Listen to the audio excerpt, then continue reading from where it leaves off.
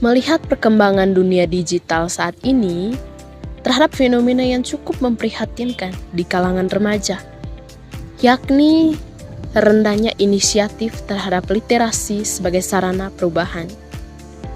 Remaja, khususnya pelajar, seringkali melupakan kewajiban utama mereka untuk membaca, yang sejatinya merupakan aktivitas pokok guna menambah pengetahuan dan wawasan. Sayangnya, waktu luang mereka cenderung tersita oleh penggunaan perangkat digital, terutama ponsel, yang lebih banyak digunakan untuk hal-hal yang kurang produktif. Misalnya, aktivitas scrolling media sosial yang kontennya tidak memberikan manfaat intelektual, bermain game secara berlebihan hingga lupa waktu, atau sekedar mencari hiburan yang tidak mendukung pengembangan diri.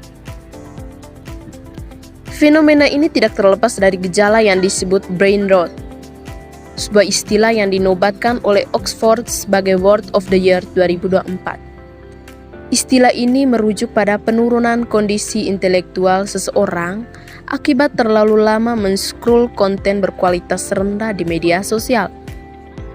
Dalam kehidupan virtual, bahaya brain rot menjadi sangat relevan karena menunjukkan dampak negatif dari cara sebagian besar remaja menghabiskan waktu luang mereka.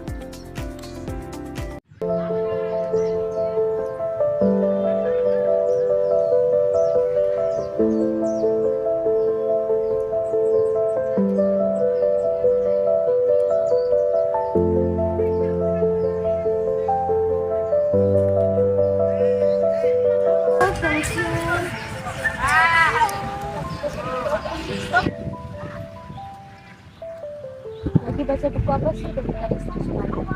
Ini baca bukunya Ardi Muhammad yang judulnya Trauma Exploitation. Isi di dalamnya sih bagus-bagus sekali, menarik sekali, karena si penulisnya menceritakan bagaimana perasaannya dan dia tuangkan di dalam buku. Kenapa sih suka sekali baca buku padahal baca buku itu membosankan dan seingat tuh? Kalau menurut saya baca buku itu tidak membosankan dan tidak ngantuk juga, karena saat kita membaca buku seolah kita berpetualang di dalam isi buku, berpetualang di dalam cerita yang dihadirkan oleh penulisnya. Ternyata baca buku menarik juga ya. Boleh saya pinjam bukunya? Mungkin ada buku yang lebih saya baca. Boleh sekali, kebetulan saya ada bawa buku lebih tadi. Tapi kalau kamu mau baca buku ini, kamu harus lepaskan dulu HP, karena kalau kita baca buku itu fokus kita itu satu, harus dengan buku saja, tanpa memegang HP, tanpa fokus dengan notifikasi yang masuk. Oke. Tapi sebelum itu boleh kita ngobrol-ngobrol sedikit terkait bagaimana cara baca buku supaya kita tidak cepat membosankan atau tidak cepat ngantuk. Oh, boleh sekali. Nanti kita sambil jalan-jalan biar tidak merasa penat duduk satu tempat seperti ini.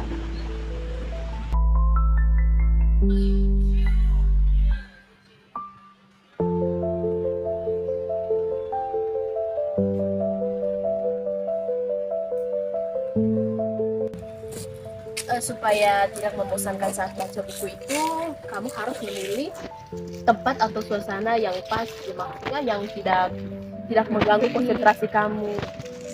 Terus yang kedua itu, kamu harus mencari buku kesukaan kamu. Misalnya kamu suka novel, kamu harus baca novel. Terus misalnya kamu suka yang ilmiah itu, nah kamu harus pilih buku yang ilmiah. Nah yang ketiga itu, kamu harus memilih suasana. Misalnya kamu suka bacanya di keramaian, ya otomatis juga keramaian bisa membuat kamu seperti yang saya bilang tadi, awal kita untuk menarik dalam hal baca buku, kita harus memilih buku bacaan, tempat kesukaan dan suasana. Dan baca buku itu membantu sekali untuk wawasan kita, terus daya konsentrasi. Dan menurut saya kalau kita keseringan baca buku, kita itu beradu argumen dengan siapapun, saya rasa argumennya kuat sekali, karena maksudnya kita sudah dibekali dengan wawasan, pengetahuan, kayak gitu. Tapi dibiarkan zaman sekarang banyak remaja yang suka main HP, suka scroll TikTok. Terkadang mereka sekarang tidak suka membaca buku karena banyak yang bilang itu membosankan dan cepat bagaimana cara kita supaya kebiasaan untuk ke TikTok itu untuk mengalihkan kegiatan kita supaya Untuk kalangan remaja yang seperti itu, kalau menurut saya pribadi saya akan mengajak, saya akan membangun relasi dengan mereka dan bagaimana saya membangun sebuah hubungan agar mereka terbiasa, agar mereka mencintai suatu aktivitas yang sebelumnya tidak mereka sukai. Terkadang memang butuh waktu yang sangat lama sekali dan kita mengajak seseorang itu agak susah, tapi perlahan-lahan kita mencoba menarik mereka ke dunianya kita, dan juga dunianya kita bukan dunia maksudnya yang negatif lah, tapi kita mengajak mereka ke dunianya kita, dunia hobi menulis, dunia hobi membaca, dan itu akan membantu dan akan menjadi bekal masa depan buat mereka.